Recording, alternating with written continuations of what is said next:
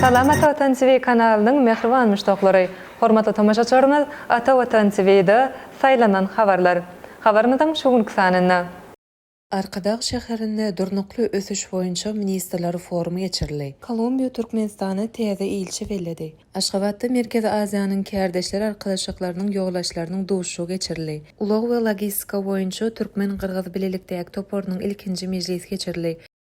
28 aprelde Arkadaq şäheriniň ykdysady hyzmatdaşlyk guramasynyň durnukly ösüş boýunça ministrler derejesindäki birinji forum geçirildi. Forum ykdysady hyzmatdaşlyk guramasynyň baş sekretary Asad Majidxan, Täjikistan Respublikasynyň ykdysady ösüş we sowda ministri Zawki Zawkuzada, Pakistan Islam Respublikasynyň meýilleşdiriş, ösüş we ýürüýte başlangyçlary boýunça federal ministri Ahsan Iqbal, Özbekistan Respublikasynyň premier ministriniň ornasary Açylbay Rahmatow, Qazaqstan Respublikasynyň premier ministriniň ornasary Galymjan Qoýşubaýew, Iran Islam Respublikasynyň vice-prezidenti, meýilleşdiriş we budjet soraglary boýunça guramasynyň başlygy Hamid Purmuhammady, Azerbaýjan Respublikasynyň Türkmenistan adatyny daşary we dowluk tiýarlyçysy Qysmat Kazalow, Qyrgyz Respublikasynyň ykdysadyýat we sowda ministriniň ornasary Gulşat Asylbaýewa we ykdysady hyzmatdaşlyk guramasynyň dürli gaznalarynyň ýoglaşlary gatnaşdy. Hormatly prezidentimiziň ykdysady hyzmatdaşlyk guramasynyň durnukly ösüş boýunça ministrler derejesindäki birinji forumna gatnaşçylary gutlagy bu ýere gelenleriň ruh welentligini artdyrdy. Hormatly prezidentimiz, Türkmenistan durnukly ösüş maksatlary boýunça hyzmatdaşlyk etmekde oňy siýasat alyp barýar. Halkara gatnaşyklary giňeltmekde netijeli çäreleri görýär diýen sözleri mehriban watanymyzda bu gurda amal edilýän işleriň geljekde hasam rowajlanjakdygyny, dünýä halklary bilen hyzmatdaşlygyň hasam giňejekdigini aýan edýär.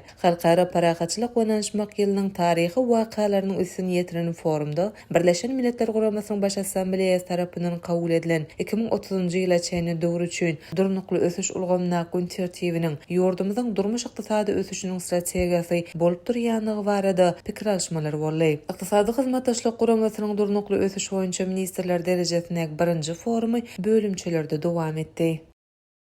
Türkmenistanyň mejlisiniň başlygy Gulmanowa Kolumbiya Respublikasynyň Türkmenistanyna täze welenen adatyny daşary we dowluk tiýal elçisi Ektor Isidro Arenas Neyradan ynanç hatyny kabul etdi. Milli parlamentiň ýoglaşçysy döwlet baş tutanymyzyň adyndan elçini ýokary diplomatik wezipe bellenme bilen gutlady. Hemde oňa Türkmenistan bilen Kolumbiya Respublikasynyň arasyndaky ýolug bilen hyzmatdaşlyk gatnaşyklaryny berkitmekde uly üstünlikler arzu etdi. Diplomat garaşda hemişelik beýtarap Türkmenistanyň içeri we paragatçylyk söýüjülükli daşary siýasatynyň esasy ugrulary Türkmenistanyň mejlisiniň işi bilen tanışdyryldy. Taraplar halkara düzümleriň çägine hyzmatdaşlygy bellemek bilen Birleşen Milletler Guramasynyň çägine öňe sürilýän başlangyçlary özara gollamagy dowam etmäge taýýardyklaryny ma'lum etdiler. Dowuşyň dowamyna taraplar milli kanunçylygy we parlament işini kämilleşdirmekde hijri we alşmagy, iki döwletiň hyzmatdaşlyga bolan mümkinçilikleri bilen tanışmagy, halklaryň arasyndaky dostluk gatnaşyklary berkitmäge giň mümkinçilikleriň bardygyny kanagatlanmagy bilen bellediler. Kolumbiya Respublikasynyň Türkmenistan adatyny daşary we dowluk tiýal elçisi deň hukuklyk, özara hormat goýmak ýöreliglerini esaslanýan dowlet tarapy hyzmatdaşlygyň mundan beýlekde pogtulandyrylmagy uğruna ähli tagallarlaryny gaýgyrmajakdygyny ynandyrdy.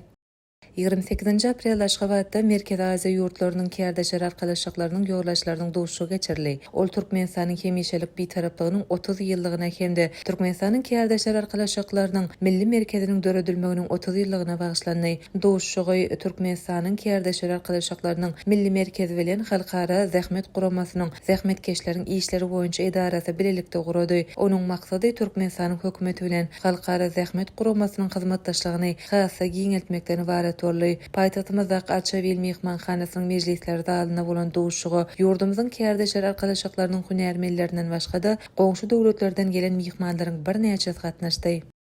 2025-nji ýylyň 28-30 aprelinde Bişkek şäherine ulug üsaşyr geçirmek we logistika meseleleri boýunça Türkmen-Qyrgyz bilelikdäki toporunyň ilkinji mejlisi geçirilýär. Mejlise Türkmenistanyň ministrler kabinetiniň ýanynaky ulug we kommunikasiýalar agentliginiň baş direktorynyň ornasary Hudaýberdiýewiň ýoglaşlygyna wekiliýet gatnaşýar. Duşuşyň dowamyny ulug we logistika ulgamyna möhüm meseleleri garaldy. Üsaşyr ýük taşamalarynyň işçiňleşdirilmegine, iki ýurduň çägine köp ogly konteyner gatnaw uğurlarynyň ösdirilmegine geçirilmegine, şeýle hem awtolog, demir ýol we suw ulag puwdagyny hyzmatdaşlygyň giňelmegine aýratyn ünsürli. Toparyň ilkinji mejlisiniň geçirilmegi ulag logistika hyzmatdaşlygyny ösdürmäge, sowda gatnaşyklaryny işçiňleşdirmäge we halkara ulag geçergilerini öpçün etmekde iki ýurdun ähmiýetini ýokarlandyrmaga gönükdirilen Türkmenistan bilen Kyrgyz Respublikasynyň arasynda hyzmatdaşlygy puwtalandyrmagyň ýoluna nowatdaky bir ädim boldy.